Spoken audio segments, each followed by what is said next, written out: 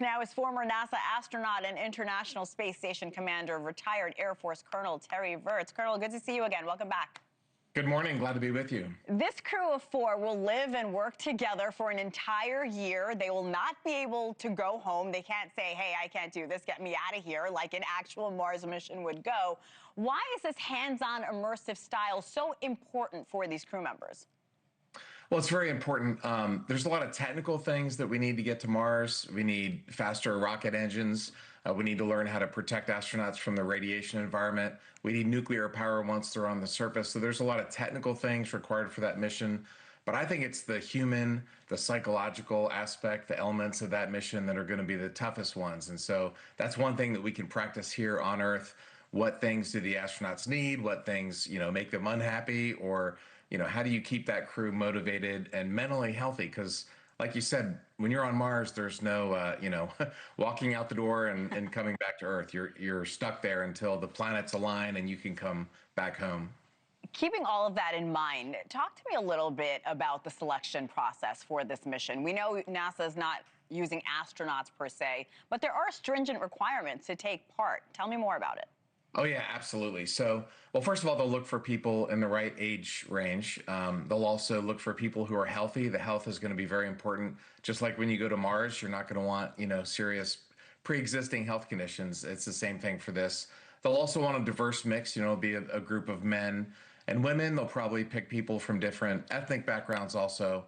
And then, most importantly, they'll pick people who can actually be together in a can for a year. And that's going to be by far the biggest selection criteria. At least if I'm not on the board, I'm not doing that for them. But if I were, that would be my top criteria. Well, that's why I was so excited to talk to you, because you do bring a unique perspective. You have been to space. You've led crews in isolated extreme conditions.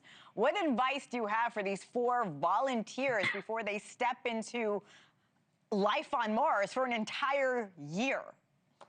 Yeah, well, they need to know it's going to last a long time, but it will end. They are coming back home. They are going to have things that happen that were unexpected. So expect the unexpected. NASA is really good at giving you problems that you did not expect. The people who run the simulation, and don't require that everything go your way perfectly all the time. Be ready. If something's not working, that's okay. It's not the end of the world. Having a flexible attitude, I think. My mission was 200 days, which is not a year, but it was, close to a year, and things went wrong. You just have to be flexible. Probably good advice for our life here on Earth. When something doesn't go your way, it's not the end of the world, and, roll with it and move on. Yeah, we can all use that advice. Terry, I am curious, though, the fact that these 4 people are in the States and not actually in Mars, do you think mentally it's just a little different because they know I'm actually here on Earth? Yeah, I mean, mentally it is, but I would assume that a few weeks into this, they're going to forget they're in the States. You're not seeing, visually, you're not going to be seeing the McDonald's and the, Home Depot or whatever. You're not going to be seeing your friends and family. They have this communication delay because Mars is so far away. The radio signal takes many minutes to get there. So we couldn't do this interview. You'd have to send me the questions. I'd have to record it and send it back to you. So I think in their brain, that switch will flip. Yeah. Probably after a few days or a few weeks. Yeah, that actually makes sense. You've looked down on Earth from above, something most of us dream of when you see missions like this and the push to get to Mars. What does that say to you, Terry, when it comes to human exploration and just where it's headed? Yeah, it says that that's who we are as humans. We're explorers. I'm reading a book called Texas by James Michener right now about my home state here in Texas.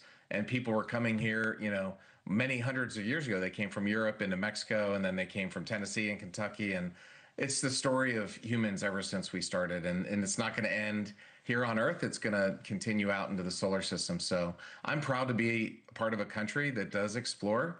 An organization like NASA. I will say that NASA is going through some incredibly tough times right now with this administration's budget cuts. Morale is low, to say the least, but that's going to change. We're eventually going to get back to doing what we need to do, and that's explore. And we are actually looking at your pictures in space. It is just so cool. We always love having you on. Colonel Terry Virts, thank you again. Thank you for watching. Subscribe below and download our NewsNation app right now on your phone, and you will get fact-based, unbiased news for all Americans.